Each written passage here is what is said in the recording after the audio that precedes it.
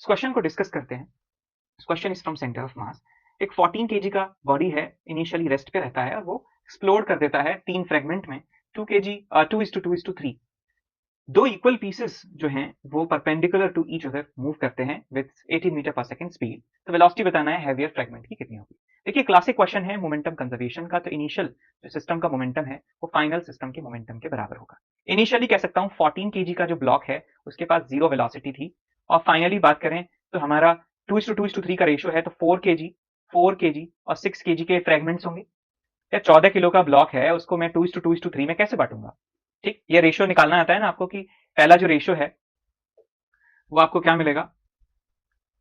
आपको रेशियो निकालना आता है ना कि एक 14 पहले का रेशियो 2 है अपॉन 2 + 2 + 3 यानी कि 7।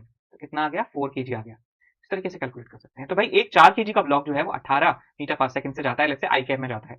दूसरा 4 केजी का जो फ्रेगमेंट है वो 18 मीटर पर सेकंड से जाता है लेट्स से जे कैप में, म्यूचुअली परपेंडिकुलर डायरेक्शन मान लिया। प्लस तीसरा जो है आपके पास 6 केजी का ब्लॉक वो एक रैंडम डायरेक्शन में जाता है लेट्स से वी वेक्टर में जाता है। तो इक्वेशन सेटिस्फाई हो गई, राइट।